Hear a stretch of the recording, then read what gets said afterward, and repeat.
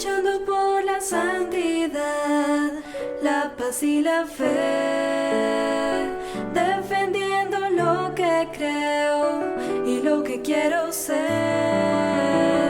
Como soldados de Cristo, vamos a cantar para que en el mundo entero nos podamos escuchar. Sea alabado Jesucristo, sea para siempre bendito y alabado. Pues primero dale gracias a Dios por la bendición y el honor de estar aquí en este templo de San José Obrero, de darle gracias al Padre y su comunidad por su acogida, que siempre nos han apoyado aquí en Ensenada, nuestra Fundación Peregrinos del Amor. Y para dar inicio a estos 2 días de reflexiones, comenzamos con esta reflexión de la espiritualidad de la vida misionera de la Iglesia. Y le pido al Espíritu Santo su palabra, para que en esta palabra comencemos. Y les voy a leer de la primera epístola a los Tesalonicenses, capítulo 4, desde el versículo 1.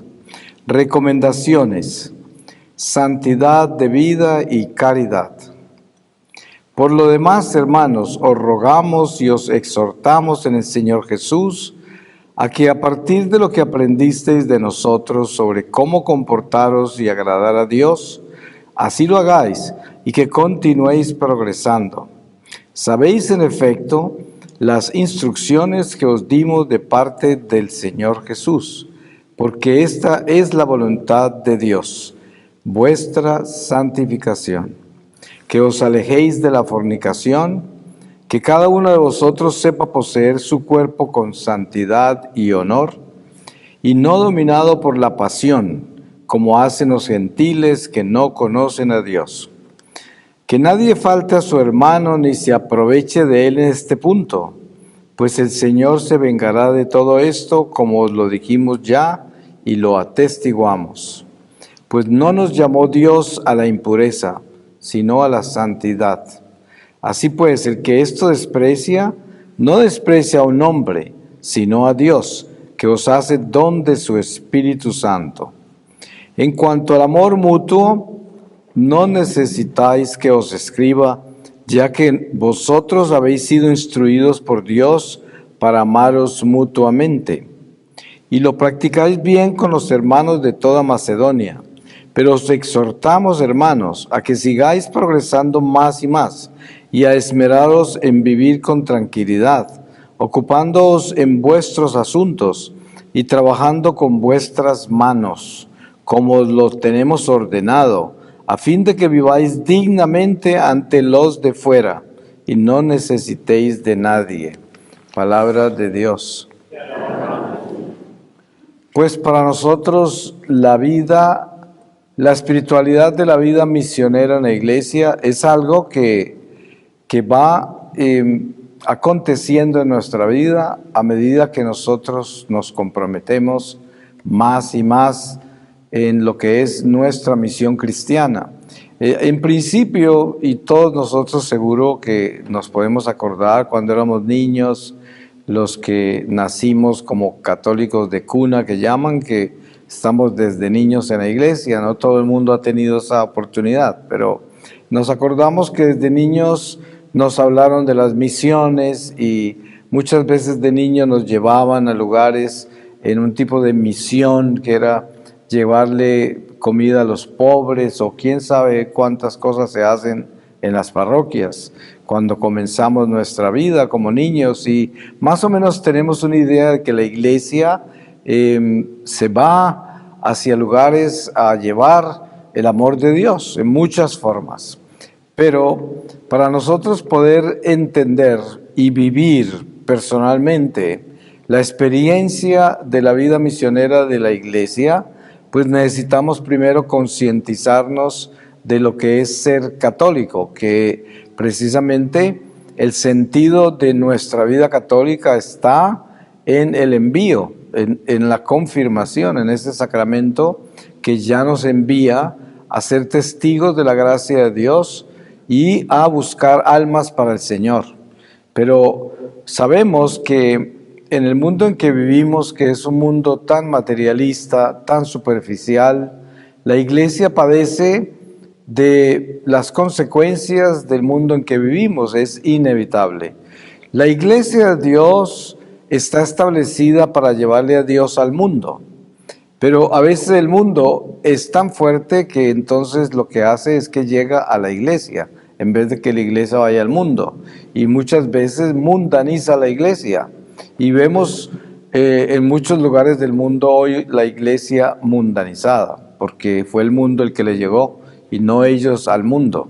Entonces, la misión primordial de la Iglesia, la espiritualidad misionera de la Iglesia, es asegurarnos de que nosotros, mientras estamos en camino hacia la casa del Padre, como peregrinos del amor de Dios, como peregrinos que son parte de un cuerpo místico que es la Iglesia, que se encarga de buscar esas almas que Dios quiere rescatar del mundo y llevar a casa, porque como dice Jesús, yo vine por los enfermos, y la escuela, la Iglesia es un hospital de almas, y aquí es donde llegamos todos los enfermos para que el Señor nos cure, y la misión nuestra es medicina, es traer las almas, comenzando con la nuestra, que es la primera que debemos traer, para que recibamos la medicina divina y seamos sanados y liberados de tantas cadenas de este mundo,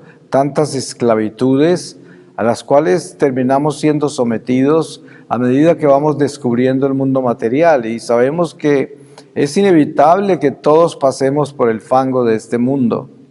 Alguien decía, si usted muere y se presenta ante Jesús con las botas limpias, lo devuelven, porque no hay nadie que se escape de pisar el pantano de este mundo. Por eso, esta es una prueba, es el primer paso en una jornada eterna que nunca terminará, pero este primer paso determina los pasos que continúan después de esta vida terrenal. Y por eso es tan importante darlos firmes, y darlos firmes en Dios, a pesar de que a veces caminamos sobre tierra movediza, porque el piso que pisamos nos quiere consumir. Parece que fuéramos a naufragar en las seducciones de este mundo. Llega un momento en la vida nuestra en el cual vamos tomando más fortaleza espiritual, y el mundo ya no nos seduce de la misma forma. Muchas personas dirán, pues claro, si es que ya está muy viejito o muy viejita, ¿y ya qué le va a seducir el mundo? Pero lo que sucede es que la seducción del mundo no es solamente a la carne, la seducción del mundo también es a nuestros instintos, sentidos, razón, a la mente misma. Por eso uno tiene que estar consciente de la relación que tiene con la naturaleza, con lo natural, con lo temporal, con lo material, porque todo eso afecta el alma. La relación que tenemos con las cosas afectan el alma. Yo a veces le pongo ejemplos muy sencillos a la gente como este. Usted llega a su casa, abre un closet y ahí tiene ropa que usted no usa, y tome usted de ahí la prenda más apreciada por usted porque es la que más le costó o tiene un valor sentimental, pero ya no la usa, y tómela para regalarla, no para venderla, para regalarla, y la está bajando, y muchas veces ni siquiera la alcanza a bajar del todo y ya la coloca otra vez ahí porque no es capaz de regalarla, que no puede salir de ella.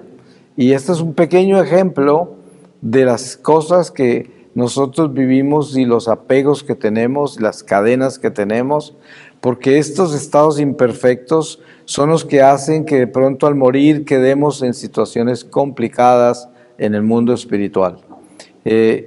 Y esto es un ejemplo pequeño pero muy importante, porque si ustedes hacen este ejercicio de atreverse a salir de todo lo que no usan y darle un buen lugar, ¿no? Porque normalmente la gente tiene la costumbre de utilizar al pobre como basurero y le dan es la ropa que está rota, desteñida, que ya no sirve, y esa es la calidad que tienen. Pero cuando uno verdaderamente entiende qué es la caridad y el compartir, pues va a dar lo mejor que tiene y muchas cosas que no utiliza, pero que están perfectamente bien, que son buenas.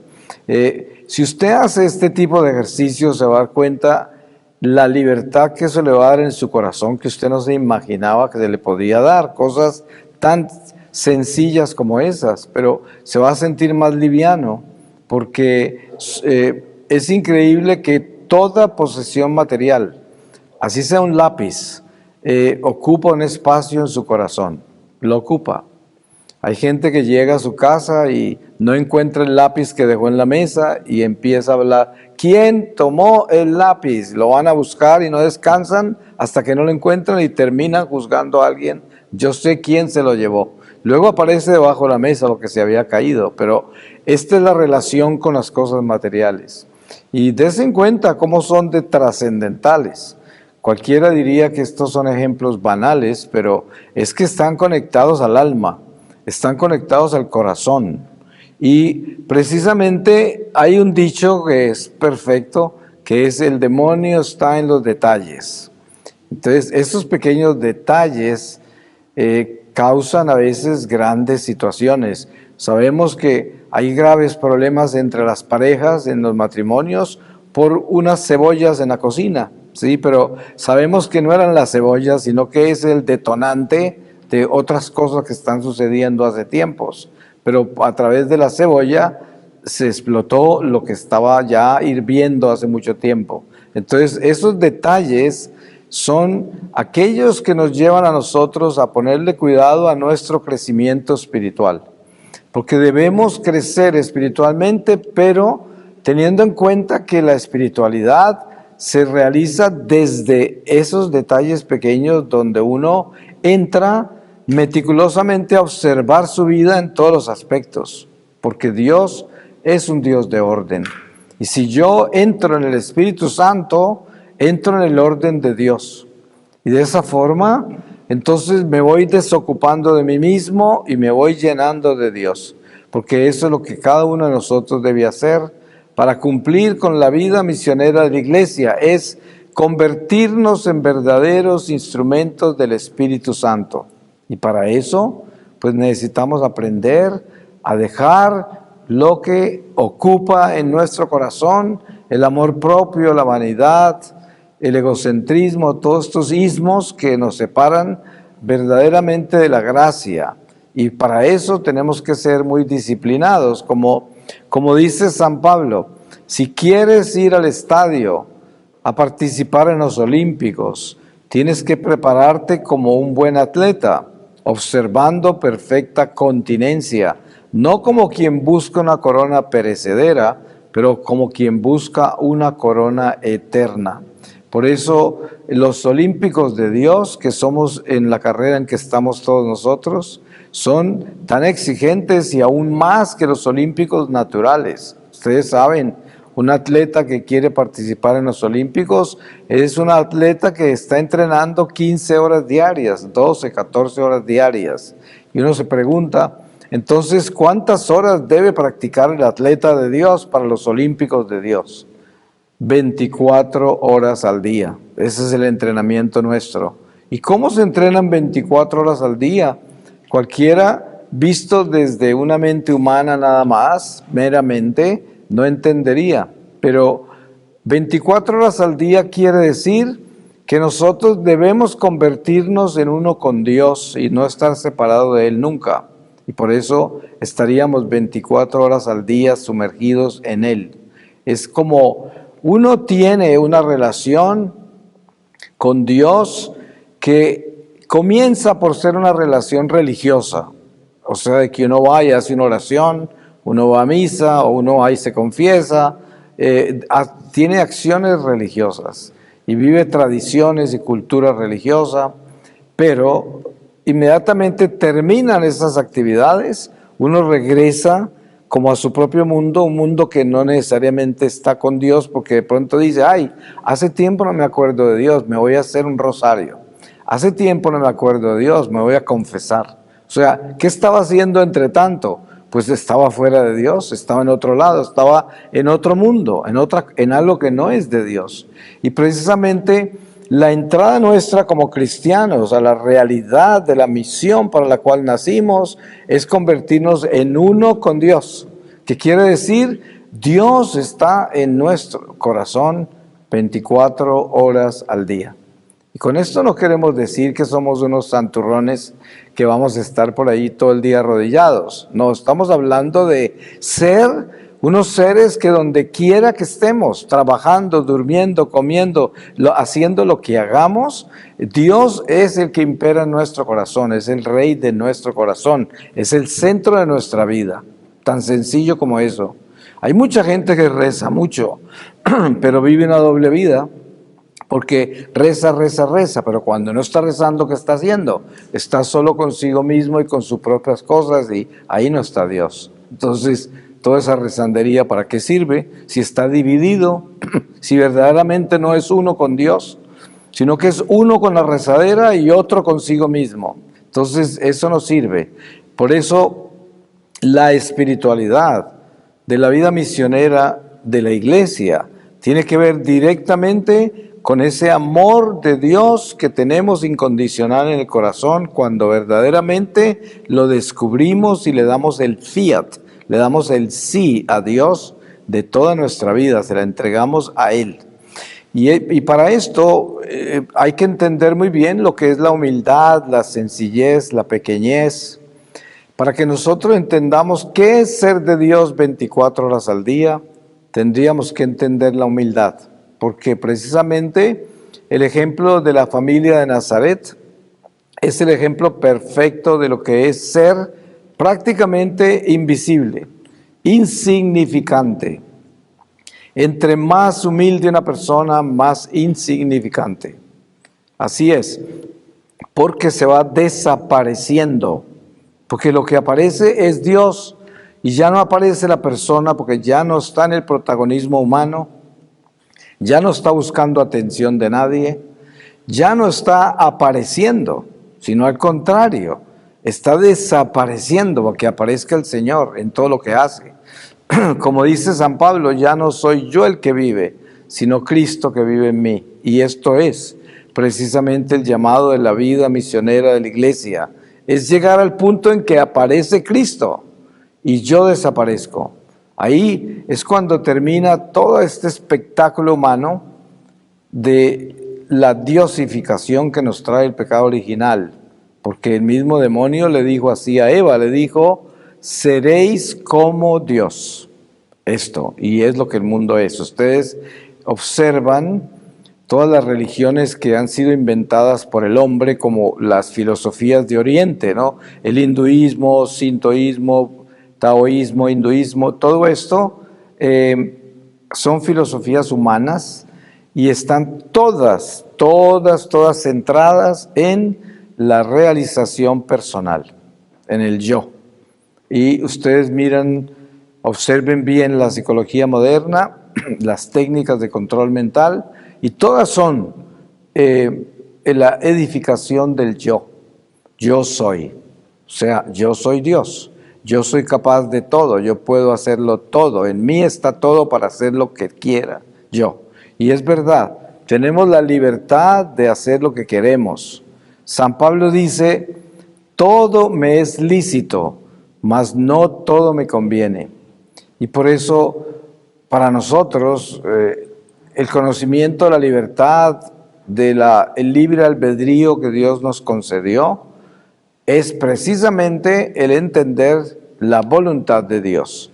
En la palabra que acabo de leer, se dice, la voluntad de Dios es nuestra santificación. No hay nada más que eso. Es la única voluntad de Dios, es lo único que Él quiere. El Señor no interfiere en estas decisiones personales nuestras si queremos ser bombero, torero, carpintero. A Él lo que le importa es que siendo bombero, torero, carpintero, usted se santifique en lo que hace. Y ahí está Dios, si usted está con Él. Entonces no es acerca de qué voy a hacer yo y qué es lo que Dios quiere que yo haga. Hay mucha gente que anda por ahí años tratando de entender qué es lo que Dios quiere en sus vidas. Eso es obviamente una actitud que dice no quiero hacer nada, ¿no?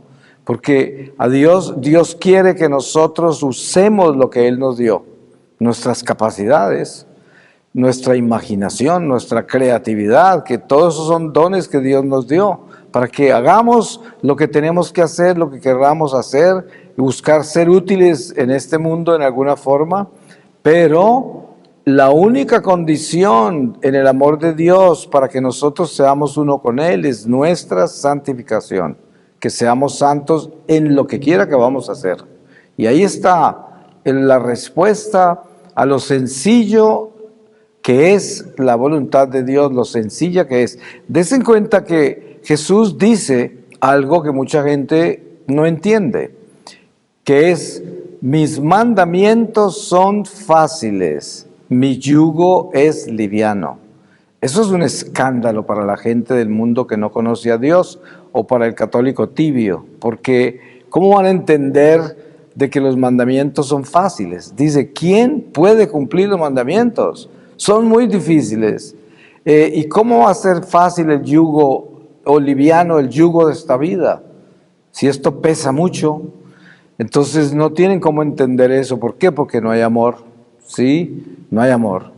Cuando hay un amor incondicional, uno da y no espera nada de pago por lo que dio, sino que uno ama incondicionalmente. Siempre pongo el ejemplo, una madre buena es la primera que se levanta y la última que se acuesta. Y es una madre alegre y casi nadie nunca se da cuenta cuando sufre, porque lleva su cruz en silencio y muere así, muere dando. Y esto es el amor de Dios es así, se da y se da y se da y muere dando.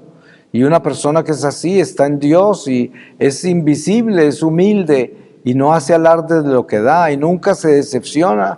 Nadie la traiciona, porque ¿cómo la van a traicionar si no esperaba nada de nadie? Pero precisamente el amor perfecto no es nunca ofendido, porque pues nunca esperó nada, todo lo dio sin interés. Entonces, ¿quién la puede ofender? Nadie. Ustedes saben, cuando uno encuentra a toda esta gente llena de susceptibilidades y de delicadezas y de sensibilidades extrañas, a toda hora andan en conflicto con todo el mundo. ¿Por qué? Porque siempre esperan algo de los demás. Dije esto y como que no me dijeron nada, como que no reaccionaron, como que no lo apreciaron. Les di esto y jamás como que me agradecieron. Entonces siempre es esto, ese amor propio, esa vanidad, ese edificio humano tan grande.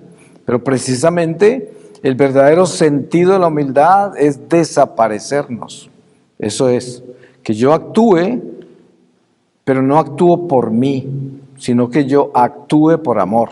Eso es diferente, porque con eso actúo por Dios. Porque todo lo que haga con amor, lo hago con Dios, porque Dios es el amor. No hay nada que yo pueda hacer si Dios no lo permite, sobre todo lo que tiene relación con el amor, porque el amor es vida. Y por eso, generalmente la gente en quien más uno cuenta, con la que más uno cuenta, es esas personas que uno sabe que saben escuchar, que son incondicionales y están ahí para ayudar en el momento que uno las necesita, y generalmente las que menos aprecia uno en los tiempos en que no necesita a esas personas, sino que cuando uno las necesita es cuando se vuelven importantes, desafortunadamente, pero es la verdad. Es como cuando una persona se renueva en la fe, en nuestra vida de católicos, ¿no? Se renueva en la fe porque estaba alejada y todo el resto de su familia está alejada.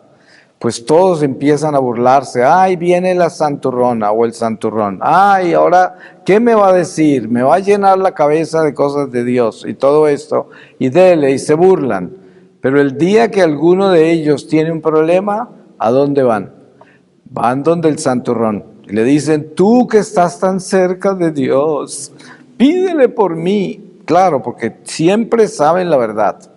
A pesar de que se burlaron, sabían que ese iba por el camino correcto.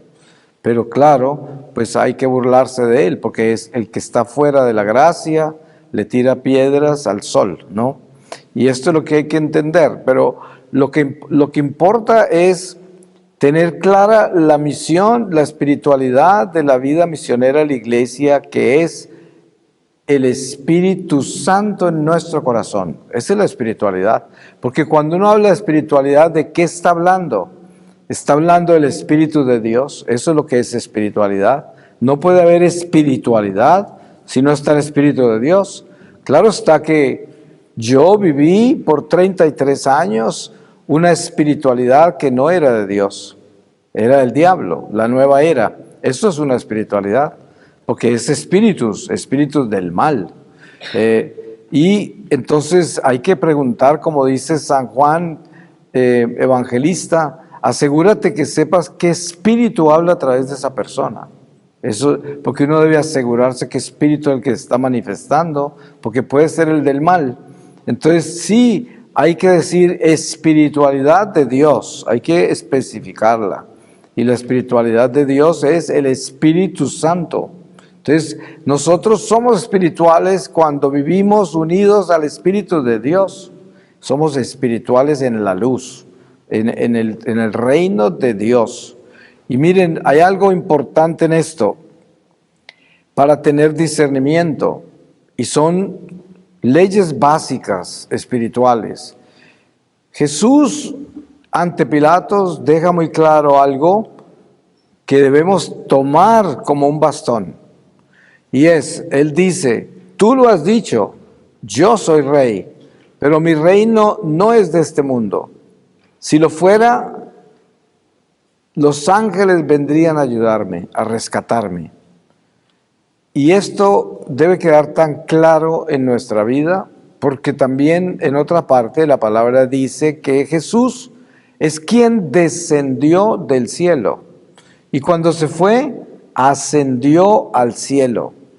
Entonces Jesús se convierte en nuestro navegador, nuestro GPS, porque Él nos localizó. ¿Qué hizo Jesús? Él nos mostró dónde estábamos. ¿Y dónde estamos? Abajo. ¿Y qué nos dijo que hiciéramos? Que saliéramos hacia arriba, porque cuando Él ascendió al cielo, por eso se llama ascensión de Jesucristo. No descensión, sino ascensión.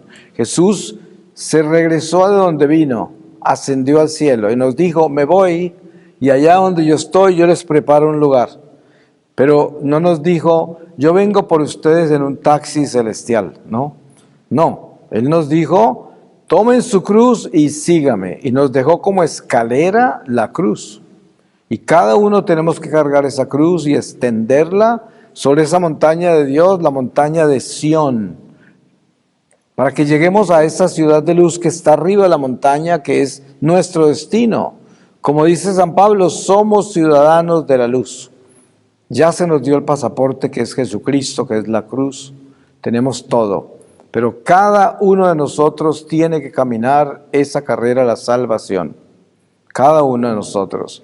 El Señor no va a venir a caminar nuestro camino por nosotros. Él nos mostró el camino y nosotros tenemos que recorrerlo.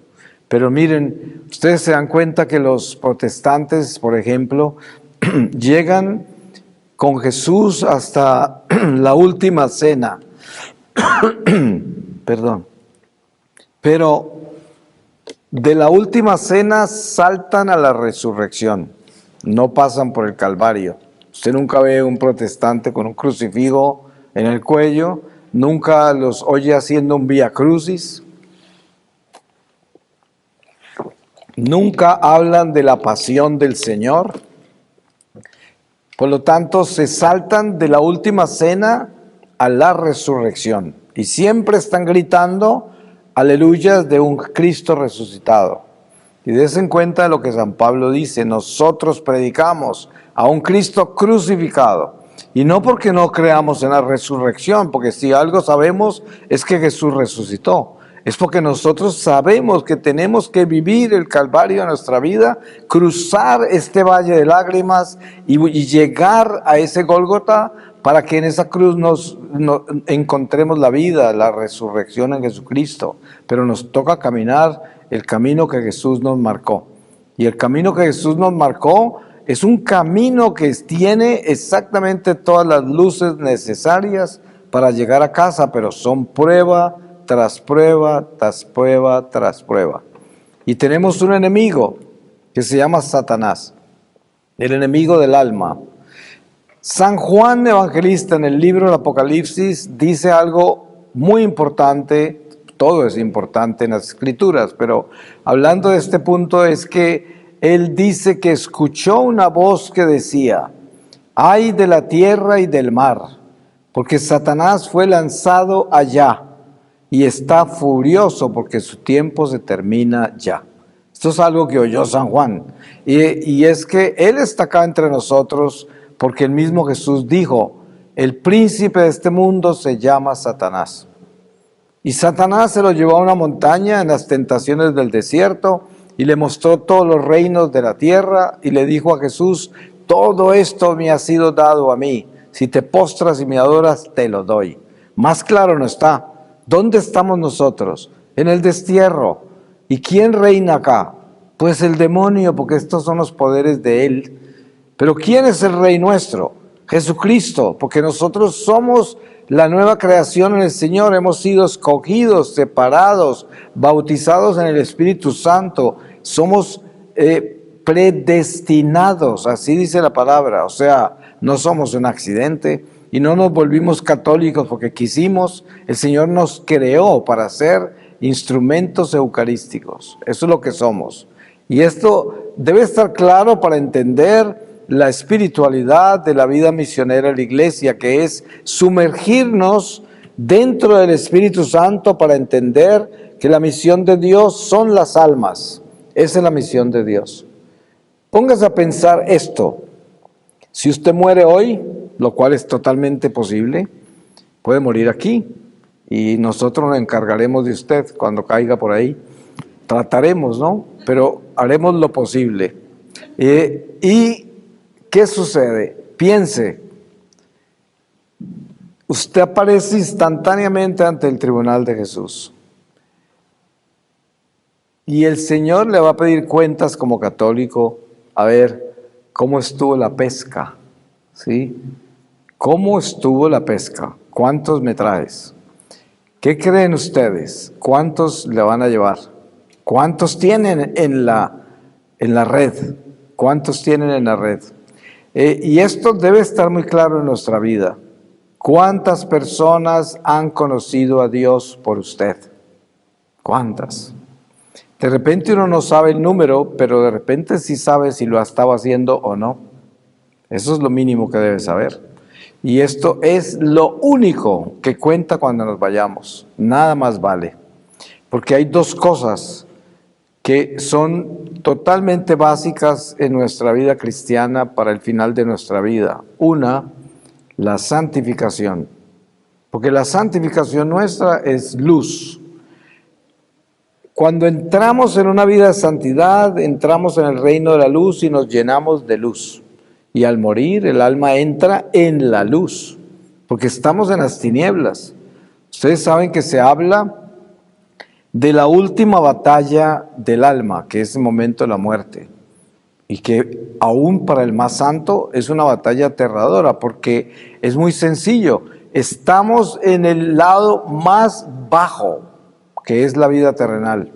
Y cuando el alma sale del cuerpo, sale a las tinieblas totales. Y los demonios están ahí haciéndote creer que ahí quedaste, que esa es tu vida, que ya quedaste en la oscuridad. Pero precisamente es el momento en que esa luz que uno lleva, el crecimiento espiritual que logró, florezca en el jardín de Dios y sale a la luz, se va hacia la luz. Hay almas que se van totalmente a la luz, otras que suben mucho, otras un poco, otras que quedan muy bajas en el purgatorio, en un estado muy oscuro, pero se salvan. Sin embargo, la claridad que debemos tener es la santidad, santificación.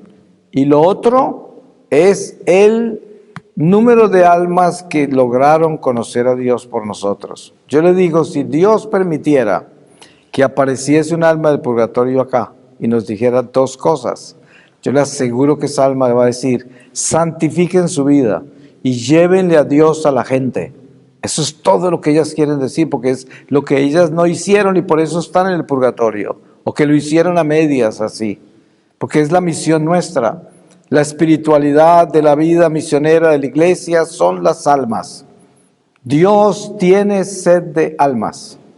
Miren que Santa Teresa de Calcuta tuvo esa experiencia con Jesús y por eso en todos los oratorios de ella alrededor del mundo, que son tantos países, siempre dice tengo sed. Está el crucifijo y tengo sed, está escrito ahí, ¿no? Y es porque Jesús le dijo, ese tengo sed es tengo sed de almas. Porque claro, humanamente al lado de la cruz Jesús grita tengo sed y todos dicen denle agua, pero no estaba pidiendo agua, él estaba pidiendo almas, ese era el grito del Señor, tengo sed de almas. Y acuerden, cuando él escogió a los apóstoles, les dijo, como casi todos eran pescadores, les dijo, ahora los voy a hacer pescadores de hombres. Y esto fue muy claro, ¿no? Porque es lo que él hizo y a lo cual él llamó. Pero entonces, ¿cuál es nuestra preparación? Para nosotros prepararnos meticulosamente y lograr ser buenos pescadores, primero tenemos que entender lo que es un pan ácimo. Ustedes saben que en el judaísmo la ofrenda en el altar del pan es con un pan ácimo, es el pan del sacrificio. Y usted cuando recibe su hostia no la recibe con sabor de vainilla, ¿no? Sino un pan insípido, es un pan ácimo. Y ese es el pan de sacrificio. Pero cada uno de nosotros somos ese pan y tenemos que convertirnos en un pan ácimo, cada uno de nosotros, porque nosotros somos llamados a peregrinar hacia el banquete celestial y en ese banquete es donde el Señor quiere colocarnos en su altar, como sacrificio de su iglesia, pero si no somos ácimos no servimos para el altar. ¿Y cómo nos hacemos ácimos? Primero, tenemos que salir de toda la levadura. Ustedes saben que la levadura infla, sopla. Esa es la vanidad, el amor propio, todo eso es la levadura. Por eso Jesús le decía a los apóstoles, ojo, cuidado con la levadura de los fariseos. Ellos pensaban que estaban hablando del pan y no entendían porque todavía no tenían el Espíritu Santo. Pero nosotros sí sabemos hoy a qué se refiere el Señor. Entonces hay que sacar toda esa levadura y todos los condimentos, porque hace un ratico hablaba yo de esa persona que se renueva y la llaman santurrona y está ya acercándose a Dios y habla de Dios todo el tiempo. Esa persona ya nadie la quiere invitar, esa persona se vuelve insignificante para todo el mundo porque no sabe a nada, ya nadie se la quiere comer, ¿no? Ya no es banquete para el mundo, ya es insípida, insignificante. Eso es la mejor noticia que usted puede recibir, cuando ya nadie lo invita, nadie lo quiere, porque usted habla de Dios todo el tiempo, usted se convirtió en una hostia, en un ser insípido para el mundo, pan ácimo. Y eso es lo que debemos hacer, convertirnos en pan ácimo. Ustedes saben lo aliñados que estamos cuando estamos en el mundo. Nos gastamos horas poniendo condimentos encima y todo el mundo nos quiere devorar porque somos deliciosos, ¿no?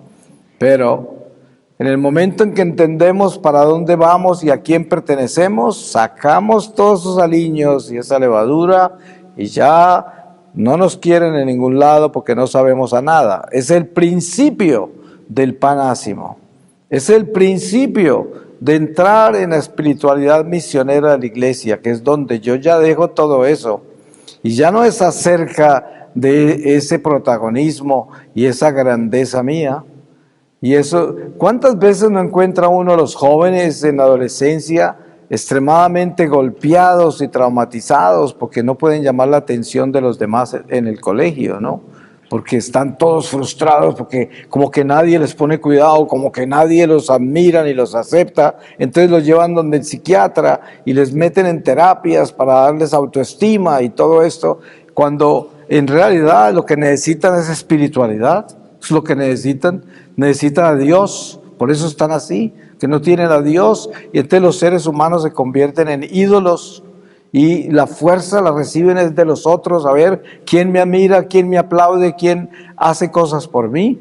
Y esto es la muerte, porque ahí no está Dios, eso no es Dios, eso no es espiritualidad, eso es muerte. Y por eso precisamente los jóvenes necesitan es a Cristo, para que la autoestima de ellos, porque miren, nosotros como cristianos no tenemos autoestima, tenemos Cristo estima. Si el estima nuestro no es Cristo, el autoestima sería una diosificación nuestra, porque, claro, yo estoy hablando de la autoestima espiritual, porque hay una autoestima natural que lo debemos tener todos, que es el que nos impulsa a levantarnos, a bañarnos, a comer. Yo no estoy hablando de esa estima, porque eso es parte de esos impulsos naturales, biológicos que todos necesitamos. Pero es que cuando se está hablando en psicología de la autoestima, se está hablando ya del alma, ¿ah? Se está hablando ya de cosas muy delicadas donde se le quiere reemplazar esa alma por algo totalmente humano, donde se supone que soy yo. Yo soy el que logro y todo eso y lo creo. Entonces hay que estar libres de ese peligro. Y el Señor, para podernos darnos la luz que necesitamos y entrar en la misión real de la iglesia en el Espíritu Santo, quiere que nosotros aprendamos a desocuparnos de sí mismos y entrar en esa gracia. ¿Cuántas personas andan padeciendo de supuestamente un desierto espiritual porque no sienten nada, ¿no? Y claro, hay santos que han vivido eso en otras dimensiones, pero muchas veces la gente está en busca de señales, en busca de sabiduría, en busca de cosas como buscaban los griegos y los judíos en los tiempos de San Pablo. Y resulta que lo que pasa es que no se le abren a la gracia en el silencio del corazón, porque no se trata de un espectáculo de señales y no se trata de un espectáculo místico para uno pensar que Dios le responde, que Dios está ahí y que uno está haciendo lo que debe hacer en la oración para sentir a Dios, para estar ahí todo mistificado. Y entonces ahí hay un problema, y el problema es que usted está buscando su propia satisfacción religiosa. Sí, eso es un peligro total, porque termina en un misticismo. Esas son unas personas que terminan oyendo voces, viendo cosas, y luego se convierten en un problema, porque le están llamando. Yo cada rato me encuentro gente así, padeciendo de misticismo, y me llaman a una esquina, por ahí me dicen, la Virgen te ama. Yo digo, ya, sí, ¿habrá alguien que la Virgen no ame?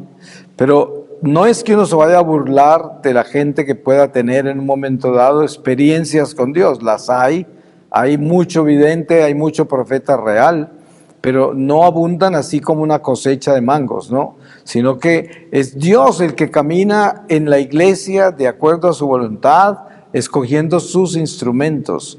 Pero nosotros debemos tener mucho cuidado con todos los estados interiores del alma, para que cuidemos de un catolicismo sencillo, humilde, de oración, de sacramentos, de un corazón caritativo, de un corazón que obedece a la iglesia, que conoce el catecismo, que se conoce la doctrina social de la iglesia para saber cómo manejarse en este mundo, que vive en orden con Dios, en verdadero orden. Y esto es lo que necesitamos porque es el camino al cielo y es el mejor ejemplo que le podemos dar al prójimo, el mejor ejemplo, la sencillez. Mire, esa persona que está en la iglesia, que ora con sinceridad y con su silencio y su amor, está contribuyendo mucho más que aquellos que son espectaculares, que aquellos que están en ese protagonismo gigantesco y que parecen una tormenta cada que aparecen. Pero para terminar, yo le pido al Espíritu Santo su palabra y les voy a leer de la primera epístola de San Pedro, en el capítulo 1, desde el versículo 6. Amor y fidelidad hacia Cristo, por lo cual rebosáis de alegría, aunque sea preciso que todavía por algún tiempo seáis afligidos con diversas pruebas, a fin de que la calidad probada de vuestra fe, más preciosa que el oro perecedero que es probado por el fuego, se convierta en motivo de alabanza, de gloria y de honor en la revelación de Jesucristo, a quien amáis sin haberle visto, en quien creéis aunque de momento no le veáis, rebosando de alegría inefable y gloriosa, y alcanzáis la meta de vuestra fe, la salvación de las almas. Palabra de Dios. Pues le damos gracias a Dios y lo bendecimos.